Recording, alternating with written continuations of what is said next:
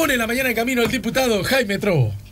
SEA Portones, 2 años de garantía y 3 controles remotos inviolables.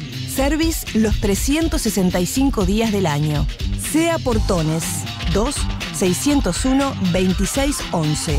seaportones.com. Estamos con Jaime. ¿Cómo te va, Jaime? Buen día, bienvenido. ¿Qué tal? Buen día, mucho gusto. Gracias por aceptar la invitación.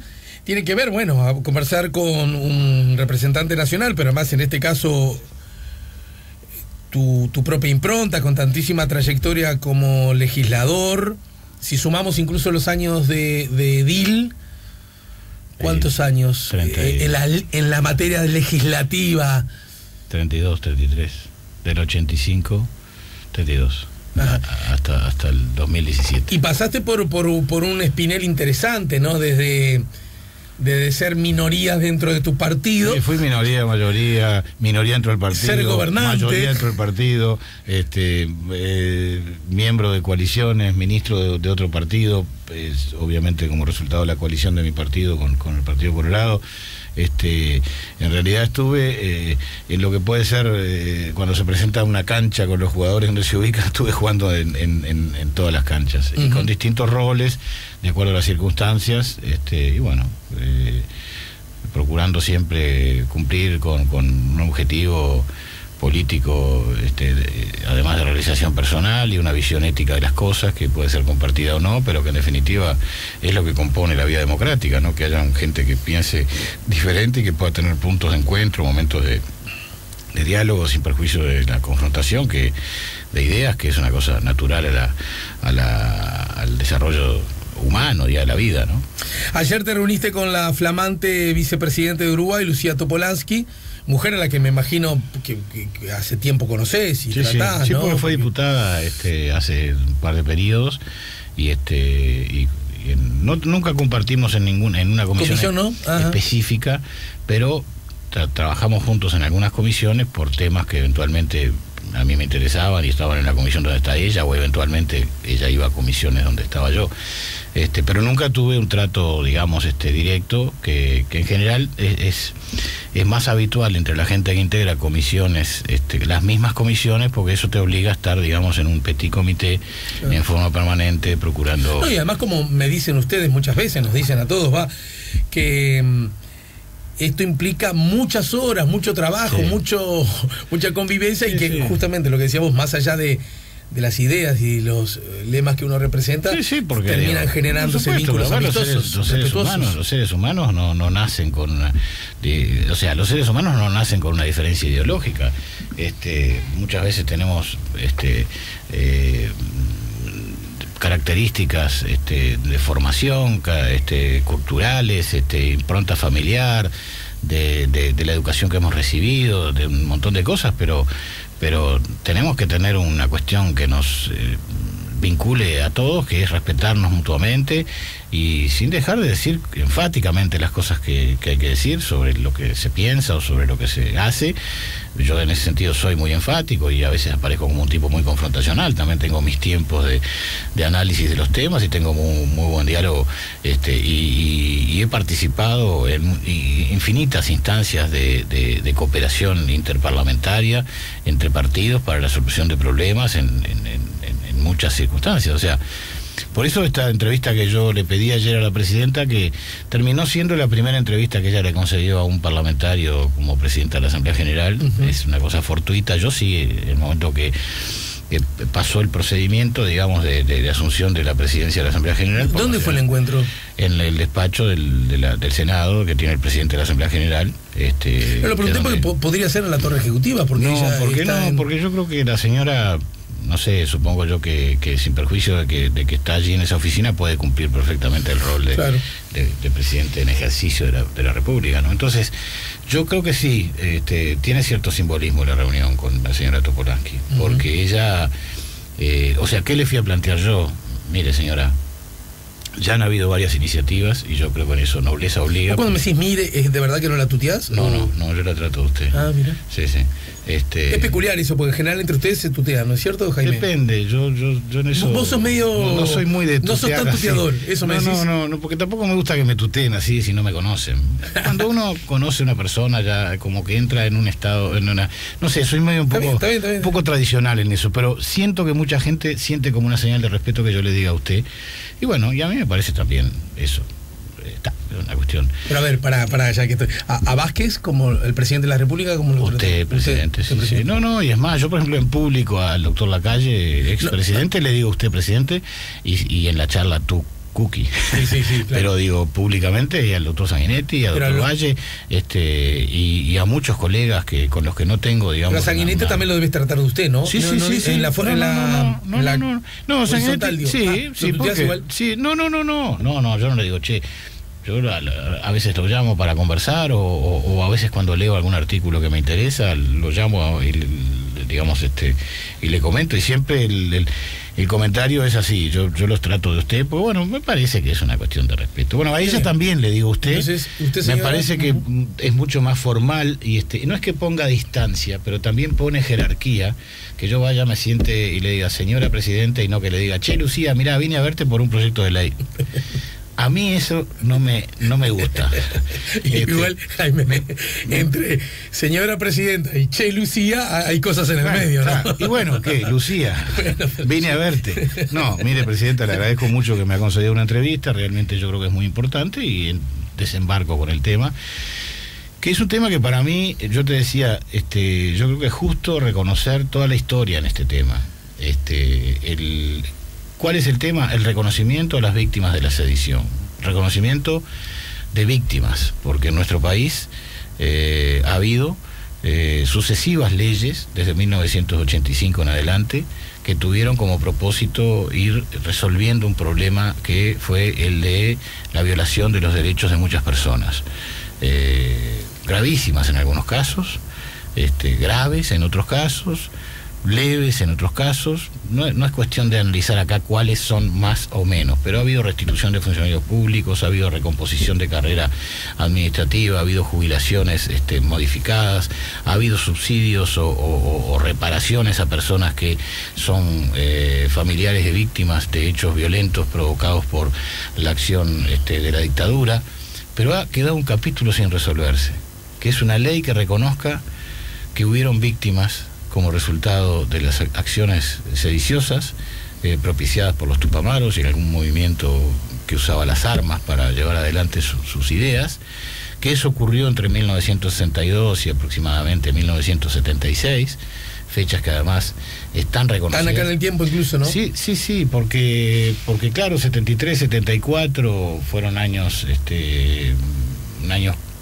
complejos, y esas fechas están además en el propio proyecto que mandó en su momento el Poder Ejecutivo, porque te decía, es bueno reconocer los antecedentes. Primer antecedente, el ciudadano que se preocupó en llevar adelante o impulsar una legislación en este sentido fue el ex diputado Daniel García Pintos, que presentó uno o dos proyectos de ley, ahora no recuerdo bien, antes del año 2005, y no se logró que fueran aprobados. Y en el 2007 él llevó adelante una gestión de sensibilización con funcionarios de gobierno muy cercanos al doctor Vázquez, y logró que el doctor Vázquez, como presidente en el año 2007, presentara un proyecto de reparación moral y económica. Sí, lo estuve leyendo ayer de noche con la firma de algunos de sus ministros, Daniel Ortori, Azucena Berruti, Turné y el presidente Vázquez.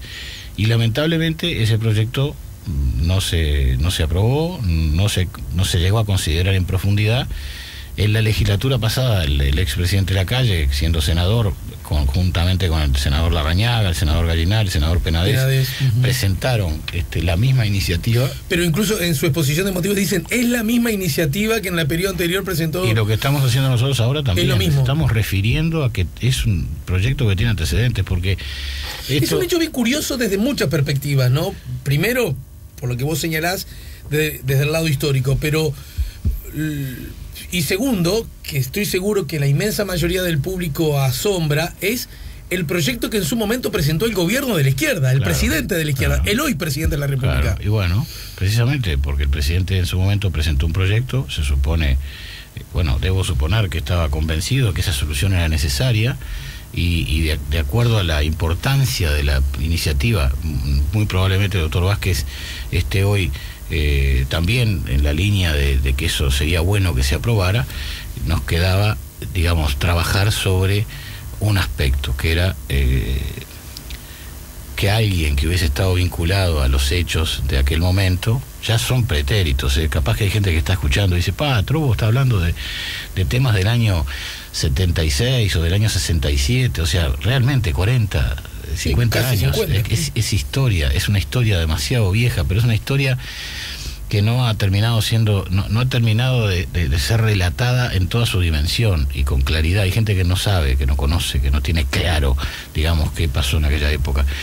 Y es una historia que ha tenido consecuencias sobre familias, sobre personas, sobre digamos, sentimientos, porque los familiares descendientes de los 34 policías que murieron entre el año 1962, 63 y el año 70 y pico, obviamente son familias que tienen en su recuerdo, muy probablemente en su casa, una foto de su abuelo o de su tío o de su padre, y un recuerdo de la muerte trágica que tuvo, o las personas que son familiares de los 14 civiles que fueron víctimas de enfrentamientos armados y en los que no tenían ninguna responsabilidad porque no formaban parte de ninguno de los que estaban en ese momento beligerando, por decirlo de algún modo. Esas familias tienen el recuerdo de su padre o de su abuelo o de su tío, realmente, digamos, vinculado a un hecho trágico, pero sin el reconocimiento de la razón, el hecho de cómo ocurrieron esas cosas. Entonces, el reconocimiento de la ley, de la condición de víctima de una persona que murió en esas circunstancias o en un enfrentamiento armado o como consecuencia de víctima lateral de un enfrentamiento armado, es algo que la sociedad debe hacer. ¿Por qué en su momento el proyecto del propio Tabaré Vázquez? Ayer tuvimos una conversación larga con la Porque te voy a hacer dos preguntas. ¿Por qué en su momento eso se embarró, o sea, se frustró? Yo creo que ahí ¿Y qué te dijo ayer Lucía, no? Bueno, yo creo que ahí hubo, dentro del propio Frente Amplio, hubo una posición contraria a aprobar ese proyecto. Yo no digo, o sea, la consecuencia de que hubieran algunas posiciones contrarias, probablemente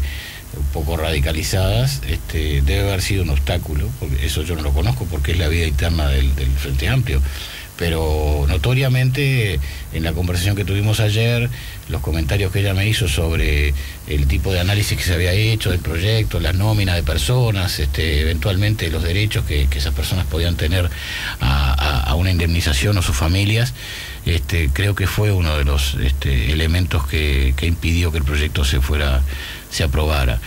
Porque además está claro que desde el año 2005 en adelante, salvo este hiato que hubo con la presencia del diputado Gonzalo Mujica, sin cumplir, digamos, con la regla de la mayoría y votando diferente con el Frente Amplio, hasta el día de hoy, inclusive hoy en día, en la Cámara de Diputados y en la Cámara de Senadores, el Frente Amplio tiene mayoría. Entonces, cuidado, este proyecto, por supuesto que nosotros lo presentamos, que queremos que se apruebe, pero también sabemos que para que este proyecto se apruebe tenemos que contar con voluntad de parte del Frente Amplio de aprobarlo. Y por eso nos pareció adecuado hablarlo precisamente con Lucía Topolansky, no solamente porque es la presidenta de la Asamblea General, sino porque además fue directiva del MLN, y ella, como yo le dije ayer, usted, señora, tomó decisiones sobre la vida de las personas siendo directiva del MLN.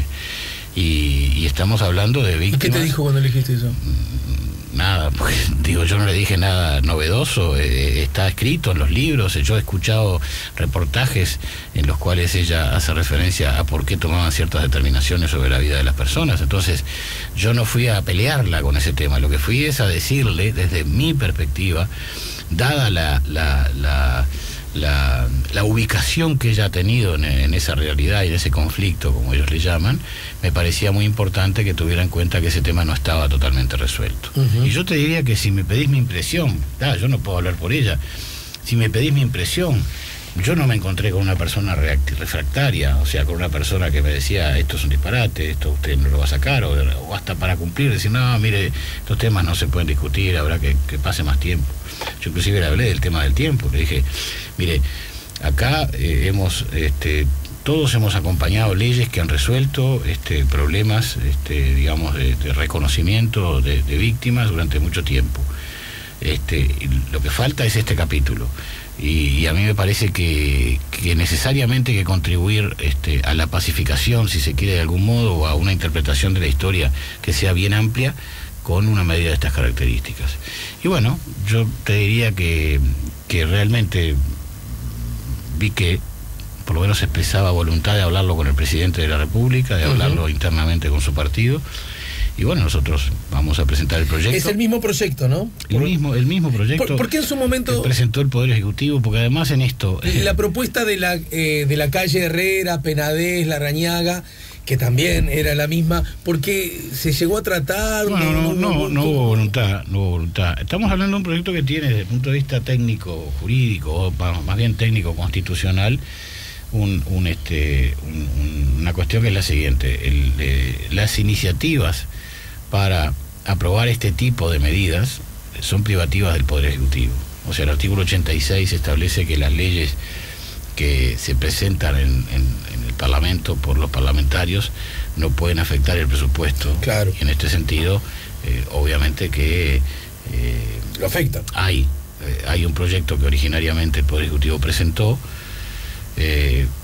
y quizás, yo no me adelanto, pero quizás fuera bueno que el Poder Ejecutivo reiterara el mensaje y de ese modo estuviéramos en condiciones de tratarlo con todas las de la ley. Si no, tendríamos que terminar en un mecanismo, un subterfugio de los que a veces se usa en el Parlamento, que es acordar, aprobar una comunicación, una especie de exhorto al Poder Ejecutivo para que envíe una iniciativa en ciertos términos. Claro, porque el público debe saber, ahora estoy hablando del funcionamiento legislativo, que si bien esto está bien, tiene una lógica, ¿no? Porque si no, los parlamentos en sí mismos podrían resolver distintos gastos, ¿no es cierto? Tiene una lógica. Sí, la lógica es que el Parlamento es el freno al gasto descontrolado. Nacen así los parlamentos. En 1200, cuando los parlamentarios británicos se reúnen por primera vez, digamos, lo hacen para controlar el gasto del monarca, para decirle, tú me puedes poner impuestos, pero pues esto puede llegar hasta aquí, no puede ir de aquí para adelante. Y la esencia del Parlamento es el control ciudadano del gasto público y la garantía de las libertades y de la legislación que permite que sea el marco jurídico en el cual se desarrollan las acciones de la sociedad. Pero en este caso, entonces, de acuerdo a las normas vigentes, para que esto prospere, hay dos posibles caminos. Tendría que tener iniciativa del Poder Ejecutivo. O el Parlamento hacerle saber al Poder Ejecutivo. Ahí está, o podemos hacerle saber al Poder Ejecutivo por una mayoría que pueden ser 51, 52, 57 o 99 en la Cámara y en el Senado 16, 17 o 30, que se quiere tratar este tema, o que se aspira a que este tema se trate, o que el Poder Ejecutivo remita iniciativa para el tratamiento de este tema. Vamos a una breve pausa.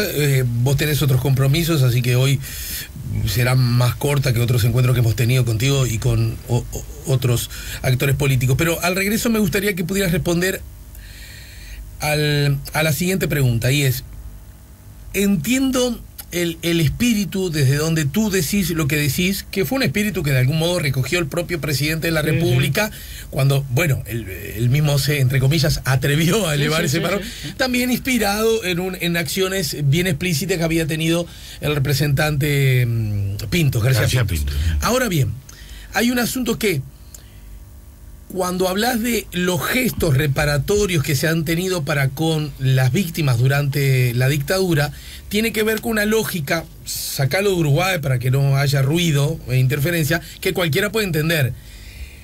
Esas personas fueron, en grados distintos, como tú bien lo decías, leve, grave, gravísimo, víctimas de injusticias que protagonizó el propio Estado.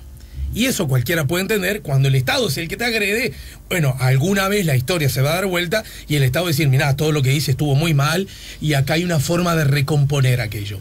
En este caso, las víctimas, en lo que a mí refiere, no me tiembla nada al usar esa expresión, las víctimas de la sedición fueron eso, víctimas de grupos de ciudadanos organizados que se salieron de la norma y conspiraron en distintos aspectos, provocando cosas muy lamentables, muy reprobables, a seres que no debieron haber pasado por esas circunstancias.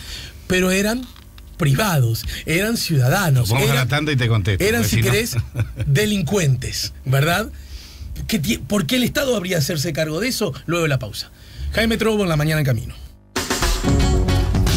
Ya volvemos con La Mañana en Camino.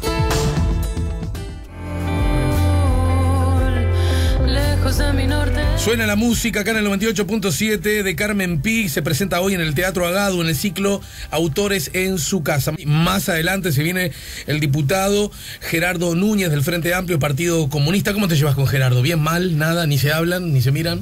No, trabajamos juntos. Él tiene su estilo y sus objetivos políticos. Yo, por supuesto, no los comparto, estamos en las antípodas, pero tenemos un trato respetuoso. Yo también lo trato de usted, ¿eh?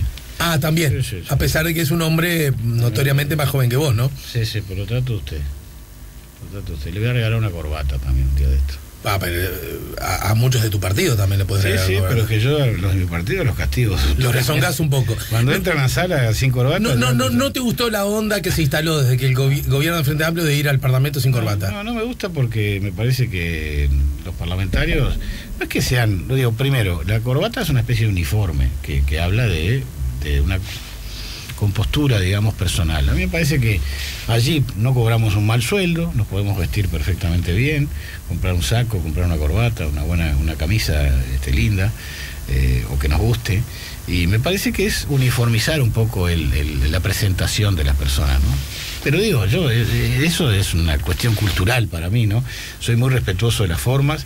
Nunca voy a ninguna comisión que no sea de corbata, ni he ido a la sala de la Cámara nunca sin corbata. Además tengo una corbata en mi despacho por las dudas si un día tengo que llegar a las corridas y meterme una corbata, al punto de un día entrego una corbata que me había regalado un parlamentario alemán. Me acuerdo que era una corbata roja y blanca con unas rayas gruesas que eran más o menos de unos 4 centímetros o 5 centímetros cada uno, que era una especie de semáforo, y estaban todos tipo River, todos sorprendidos con la corbata que me había puesto, y me dijeron, bueno, che, ¿qué es eso? Y bueno, no tuve más remedio, agarré la corbata que tenía en coalición de gobierno. Y está. Bueno, pero yo voy a la respuesta a tu pregunta. Sí. Y entonces, ¿quién se hace cargo de reparar nada más y nada menos que una persona que fue víctima de un acto ilegal, inconstitucional y de un acto violento, digamos, delictivo? Hoy no existe una ley que establece reparación para las víctimas de los delitos violentos. O sea, por supuesto... Es con esa misma lógica, entonces. Claro. Bueno, no, porque esta legislación se presentó antes que la ley que existe para reparación pero esta existe, se aplica. Pero lo cierto es que si alguien puede decir, bueno, pero esto no tiene fundamento. No, ¿cómo no tiene fundamento? Primero porque entonces, si la sociedad tiene normas jurídicas, si tiene disposiciones constitucionales, si tiene, digamos, un marco de respeto de la vida de las personas, y mañana hay unos señores que toman armas y dicen vamos a romper el estilo de vida de esta gente, nosotros tenemos que defenderlos de algún modo. ¿Y la reacción cuál es? Y bueno, usar los mecanismos, los procedimientos que tiene el Estado, los atributos que tiene el Estado, que son el uso de la fuerza, para reprimir esa acción. Y si como consecuencia de eso hay víctimas, obviamente que el Estado tiene que hacerse cargo. Pero no va a ser porque, por ejemplo, si yo te digo vamos a reparar la familia o a un policía muerto en un enfrentamiento porque lo mataron para sacarle el arma. Digo, ¿por qué murió esa persona? Porque estaba cumpliendo con una tarea, cumpliendo con un mandato de protección de la Constitución, de la ley y de la paz pública.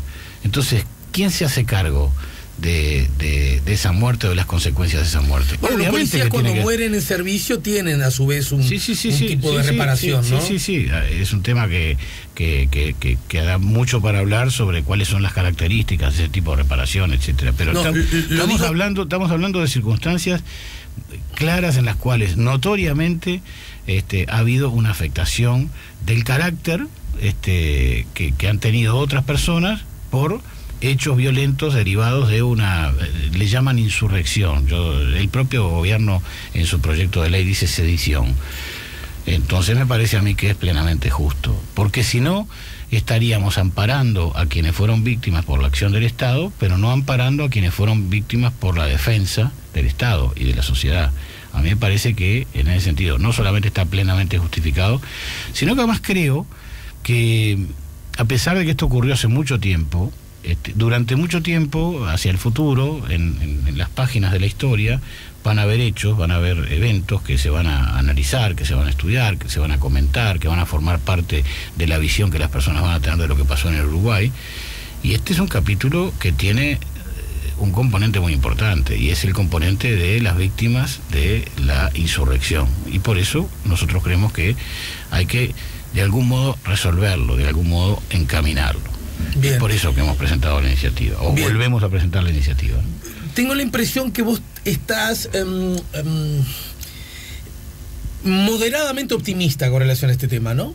Bueno, cuando uno acomete una cosa importante, si no es optimista, ¿para qué la acomete? Está bien, Jaime, está bien, pero no es para cumplir con la bandera. Te diría que no siempre uno a veces toma el mástil de una bandera sabedor de que el destino es complicado, pero igual siente la obligación de tomar el mástil, claro, ¿no? Sí, porque además creo que es justo. Pero, me pongo en la posición de una familia que sufrió un arrancón fuerte en un momento de su vida y que no ha habido, digamos, actos públicos, expresiones, digamos, políticas del Estado uruguayo reconociéndoles una condición que indudablemente tienen, que es la de víctimas.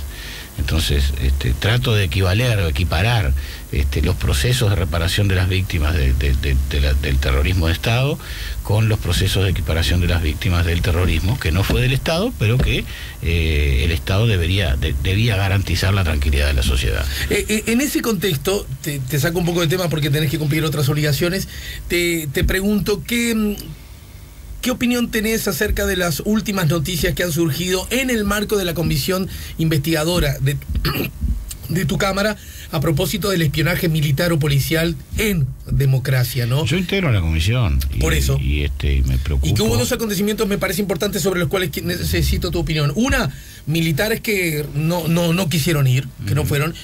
Y lo último que trascendió en los últimos días a propósito de que sí, que uno de ellos asintió, sí, que en efecto había prácticas de espionaje. Sí, yo lo que diría,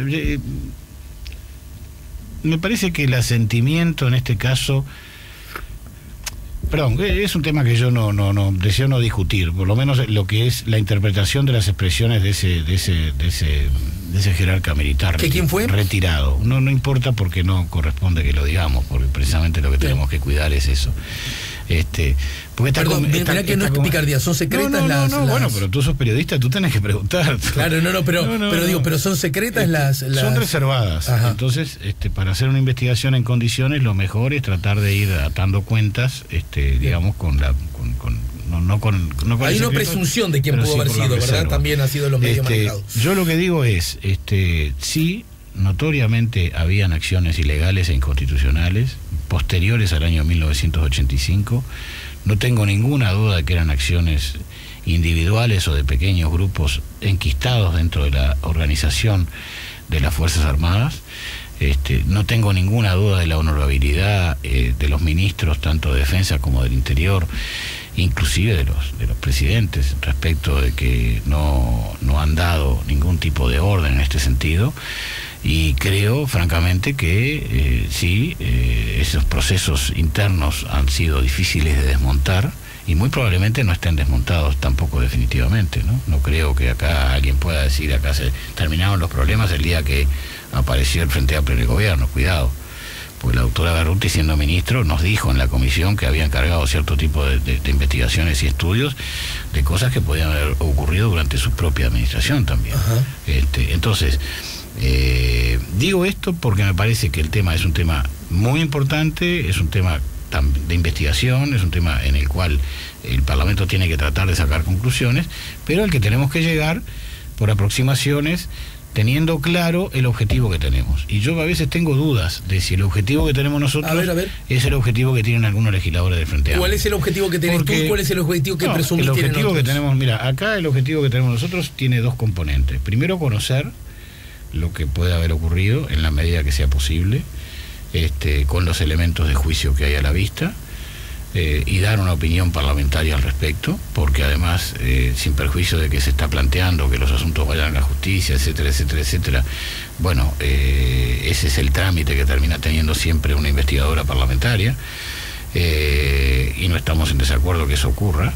Es más, la justicia tiene los mismos elementos que estamos analizando nosotros, los tiene la justicia, porque hoy en día en los juzgados de crimen organizado está lo que se denomina archivo Castiglioni, que es, digamos, una parte del archivo que se encontró en el Centro General de Instrucción de Oficiales de Reserva en la calle Eduardo Víctor Aedo, y que la doctora Berruti mandó microfilmar, o para organizar, digamos, desde el punto de vista archivístico, ¿no? Ahora, yo veo que hay algunos sectores que tienen mucho interés en tener un protagonismo extraordinario en este tema. Y bueno, se los he dicho a mis colegas, ¿no? Me parece que la mejor forma de avanzar en una investigación parlamentaria es tratar de... ¿Perfil más bajo? Sí, y yo diría hablar mucho. Hablar, conversar, ver estrategias. Conversar que entre ustedes, digamos. Claro. Entonces, a mí a veces me pasa que llego a la comisión y aparece un chorrete de cosas que se proponen, algunas de las cuales me parecen irrelevantes, otras que me parecen que son inconvenientes para la marcha de la investigación, y sin embargo se plantean, y a veces se plantean en forma terminal, como diciendo, bueno, si esto no se acepta, bueno, yo he contribuido en muchos casos en la comisión a que una decisión que querían tomar algunos legisladores, por ejemplo, del Frente Amplio, Jaime, que se analizara políticamente, que se le diera otro volumen y otro peso político también. ¿Cuál, por ejemplo? La semana pasada 4 oficiales del ejército retirados, generales retirados, que habían estado a cargo de la Dirección de Inteligencia de Estado, mandaron notas diciendo que no iban a ir a la citación de la comisión. Bueno, se planteó que los miembros de la comisión firmáramos una declaración pública referida a ese evento, estableciendo el agravio que se hacía del Parlamento, etcétera, etcétera. Y esa declaración decía, en uno de los ítems, que si bien las personas las ampara la legislación vigente y por tanto pueden negarse a concurrir, y entonces allí una sarta de calificativos sobre la actitud ética y moral de las personas por no ir a la comisión parlamentaria. Entonces yo pregunté, pero señores, si nosotros reconocemos que la ley los ampara para no venir, bueno, ¿qué vamos a decir a renglón siguiente? Que si no vinieron son esto y esto. Bueno, o no nos referimos a la ley y nos referimos exclusivamente a la razón por la cual el individuo no vino, o no vamos a poder dar una opinión colectiva sobre el tema. Y bueno, al final se entendió que era conveniente que sobre ese tema no se dijera nada ese día, que pasara para el otro día, que lo analizáramos todos los sectores parlamentarios y que corredactáramos una resolución que la Cámara aprobó, que es una resolución severa, pero que incluye, es más, pero en la que se rechazó la ausencia, digamos, ¿no? Yo redacté 2 párrafos de esa resolución. El primer párrafo, el primer documento que se trajo no tenía, no habíamos nosotros participado para nada, ¿no? Y la narración de los hechos da cuenta de, bueno, eso es política, eso es política. Claro, ahora se plantea que quieren que vaya el embajador a Estados Unidos, a la comisión. A mí me parece un disparate hacer ese planteo. Y yo dije, o esto lo que se pretende es hacer un planteo espectacular, a sabiendas de que la señora no va a venir, porque la amparan las normas jurídicas internacionales de protección de la acción de los diplomáticos, y por tanto va a decir, pero que de pronto, por qué venir. Déjame, de pronto hay alguien que tiene un dato que vio cuando salió de la embajada, un nexo entre la embajada y estas acciones. Tampoco se hace así, ¿no? Es un boliche. La relación de los estados no es una relación de boliche, de campaña, no en demérito de los boliches, pero digamos, para mí hay cosas que para plantearlas hay que buscar gestionarlas, conversarlas para ver si convienen, si no convienen, si pueden tener buen resultado o no. Eso el resultado que va a tener, yo dije, bueno, señores, esperen un poquito. Nosotros somos el Parlamento de Uruguay. ¿Por qué no piden una información de la Cancillería a ver si estamos en condiciones de invitar, citar o lo que se quiera a una embajadora para tratar un tema de esto? Porque me parece que hay que hacerlo, porque si no se genera una expectativa pública. Pero el Parlamento también te puede. ¿Y por qué tengo que pedirle al Poder Ejecutivo algo que yo creo que es justo? No, pero no es justo. No, pero perdón, no es justo o no justo.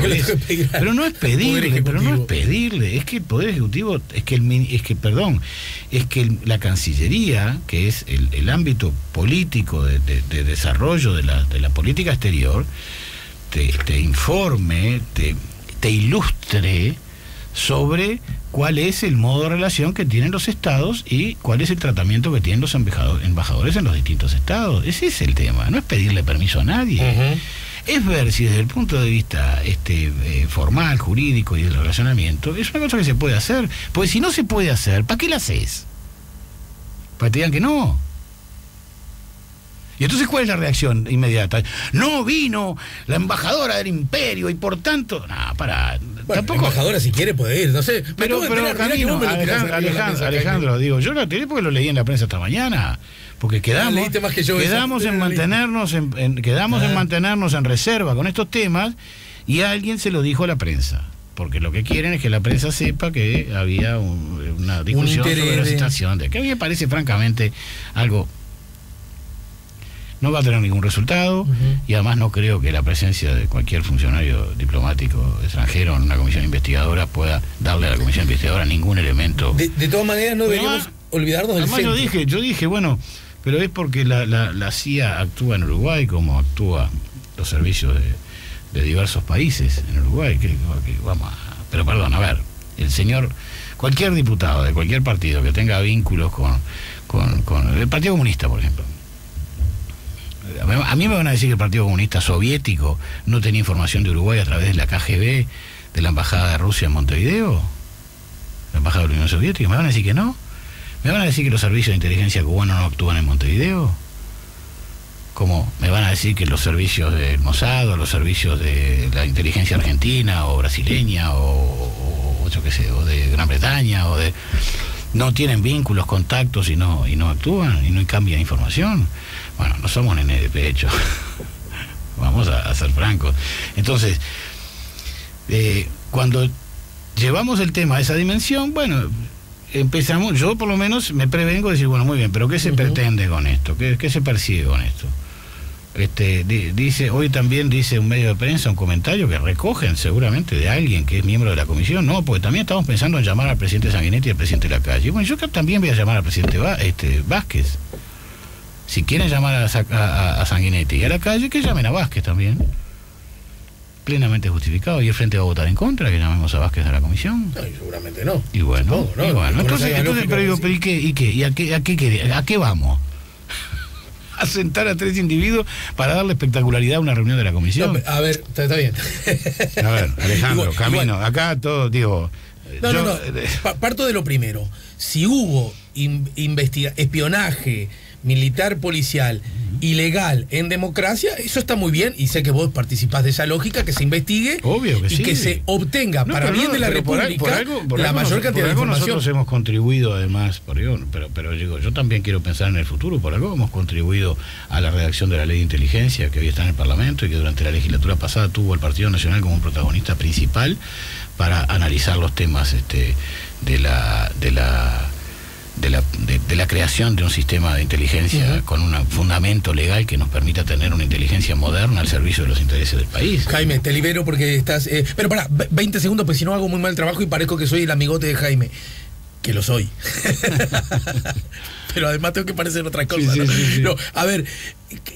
¿Dónde se posiciona el Partido Nacional y vos en particular frente a hechos de llamémosle así, solo así para no empezar a pelearnos, de presunta irregularidad ética de algunos dirigentes del Partido Nacional? Y estoy hablando del caso del diputado que atropelló a una persona y del intendente Soriano. Primer paso, cuando una acción personal, individual y privada de una persona pública afecta su imagen o puede tener la consecuencia de afectar la imagen del partido que integra, creo que el primer paso y lo primero que esa persona tiene que hacer es reconocer públicamente, para que el partido no tenga que salir a explicar nada que no conoce además, la situación en la que está esa persona. Yo creo francamente que estos dos compañeros, como cualquier otro caso, lo que tienen que hacer es, hay un problema, hay una cuestión de la vida privada que puede afectar la imagen del partido, el individuo tiene que hacerse cargo públicamente de entrada del problema. ¿Caso Ezquerra lo ha hecho? No sé, porque no he seguido puntualmente cada una de sus apariciones. Yo creo pero que no... esa es la actitud que tiene que haber. Ajá. Por lo demás, bueno, da la sensación que no está ocurriendo, pues si no me estarías diciendo tal como dijo Ezquerra la semana pasada, ¿no? Yo lo que digo es que... y no lo dijo. Yo lo que digo es que cada uno debe asumir... Pero razonemos por el absurdo. Supongamos que Ezquerra nunca más diga por nada. La derecha. Bueno, yo creo que él tiene que asumir sus responsabilidades públicamente y decirlo. Es un hecho de la vida privada. te está parando. Pero ya estamos en hora, es un hecho de la vida privada que puede afectar la imagen del partido y que se analiza desde la perspectiva de cómo es posible que un señor que tiene un cargo público haga eso. Bueno, entonces ¿quién lo tiene que asumir? ¿El partido o la persona? La persona. Si la persona no lo hace, bueno, ¿el partido va a hacer algo? El Partido Nacional tiene sus mecanismos internos. ¿Ya no está a tiempo de haber hecho algo, Jaime? Bueno, ese es un tema. El tema del tiempo en el cual actúa el Comité de Ética del partido es un tema que no está arreglado, no está establecido previamente. Se toman decisiones. ¿Se le puede reprochar a ustedes que tienen un ojo muy severo para algunos casos y no tanto para otros? Y bueno, no soy yo, será alguien que mira la perspectiva del Partido Nacional desde afuera. Yo lo que puedo decir es que yo creo que las personas tienen que asumir su responsabilidad y cargar con la responsabilidad. No se le puede transmitir la responsabilidad del partido, tienen que cargar con la responsabilidad. Me parece que es fundamental. Jaime Trobo nos ayudó a poner la mañana en camino. Muchas gracias, Jaime. Estamos a lo lejos del micrófono hablando. Estamos en el 98.7. SEA Portones. 2 años de garantía y 3 controles remotos inviolables. Service los 365 días del año. SEA Portones 2-601-2611. seaportones.com